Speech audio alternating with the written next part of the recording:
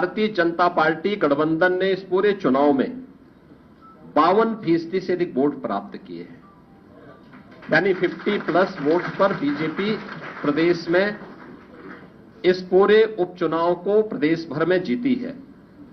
ऐसे ही महायुति गठबंधन ने महाराष्ट्र के अंदर भारतीय जनता पार्टी 288 में से भारतीय जनता पार्टी 131-32 सीटों पर भारतीय जनता पार्टी आगे लीड कर रही है। शिवसेना शिंदे गुट 55 सीटों पर और एनसीपी अजीत पवार गुट 40 सीटों पर, यानी कुल 226 सीटों पर अकेले भारतीय जनता पार्टी महायुति गठबंधन विजयी हो रहा है।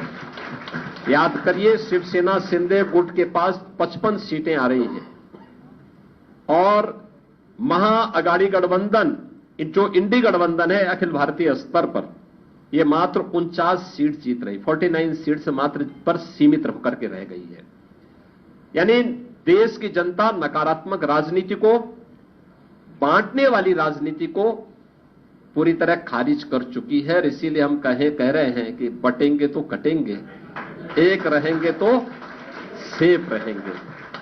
तो एक रहेंगे, सेफ रहेंगे पर देश की जनता जनार्दन ने राष्ट्रीय एकता और अखंडता को मजबूती प्रदान करने के लिए, सुरक्षा और समृद्धि के लिए अपना जनादेश दिया है। हम सब जानते हैं कि पूरे देश के अंदर विरासत और विकास का एक बेहतर समन्वय प्रधानमंत्री मोदी जी के नेतृत्व में प्रारंभ हुआ है। सुरक्षा का, सुशासन का एक बेहतरीन समन्वय और देश की आर्थिक समृद्धि को हम सब अपनी आंखों से देख पा रहे हैं। यह जो कभी सपना हुआ करता था, आज ये हकीकत में हम सबको नजर आ रहा है। और इसीलिए आज उत्तर प्रदेश की विजय, जो 7 विधानसभा सीटों पर उपचुनाव में भारतीय जनता पार्टी गठबंधन को प्राप्त हुई है, यह उत्तर प्रदेश की ओर से प्रधानमंत्री मोदी जी के अभियान को, इस 7 कमल भी उस पूरे अभियान के प्रति समर्पित हैं। इसमें मीरापुर, गाजियाबाद, कुंदरकी, खैर, कटहरी, मझवा और फूलपुर की जनता जनार्दन ने यह जनादेश भारतीय जनता पार्टी के पक्ष में दिया है। हम सब उनका आभार व्यक्त करते हैं।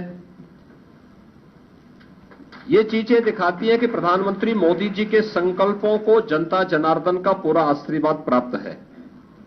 और यह भी जनता जनार्दन ने स्पष्ट कर दिया है कि समाजवादी पार्टी और इंडी गठबंधन का लूट और झूठ की जो पॉलिटिक्स है, अब इसके अंत की उद्घोषणा भी यह चुनाव है। स्वाभाविक रूप से हमारे पदाधिकारी और कार्यकर्ताओं ने कड़ी मेहनत की, पूरी मजबूती के साथ, पूरी प्रतिबद्धता के साथ इस परिणाम को लाने के लिए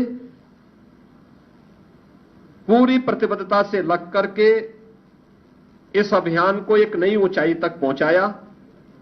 मैं उन सभी को भी हृदय से इस जीत पर बधाई देता हूं।